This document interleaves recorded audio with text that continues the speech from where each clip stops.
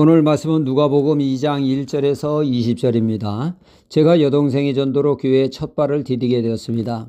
평소에 저에게는 관심이 있었던 것은 사람은 어떻게 존재하게 되었고 이 우주 만물은 어떻게 생겼을까 하는 궁금증이 있었죠.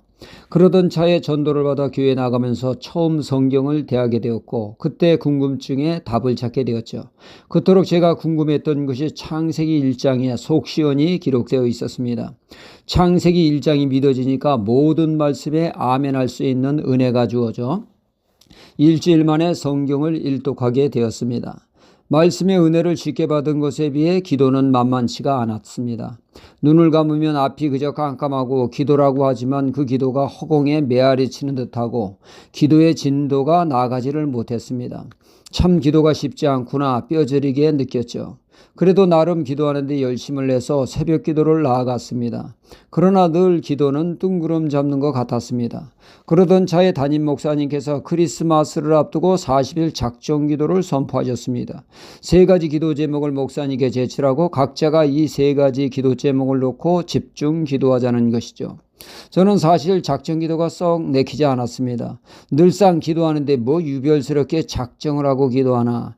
그렇다고 담임 목사님이 작정 기도하자는데 이에 반응하지 않는 것은 또 맞지 않는 것 같아 세 가지 기도 제목을 제출하고 새벽 작정 기도를 시작하게 되었죠.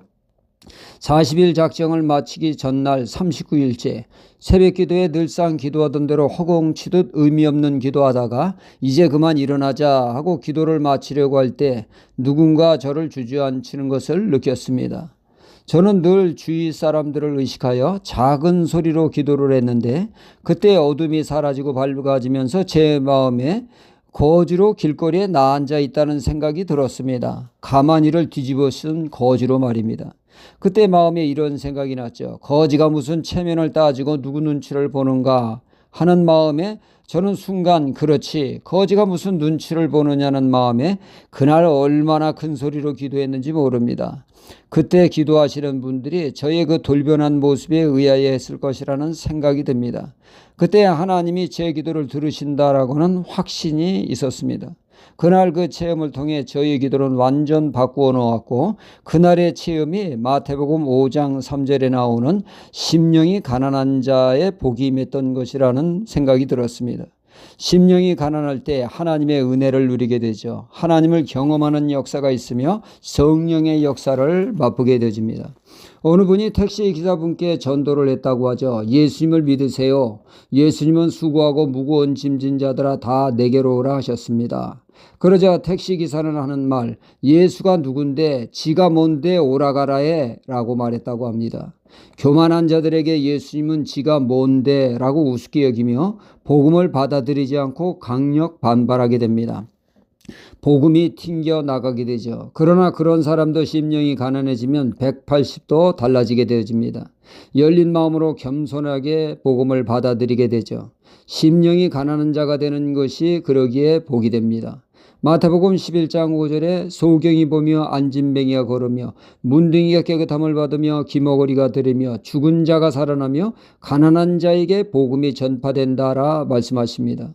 이 말씀의 복음이 가난한 자에게 전파된다고 하는데 이는 경제적으로 가난한 자들이 복음의 문을 여는 것을 의미하기도 하지만 가난하다고 다 마음문을 활짝 여는 것은 아닙니다.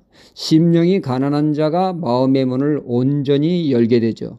어떤 상황이나 이유로 교만한 자가 가난한 심령이 되는 것은 축복입니다. 사도 바울을 보십시오.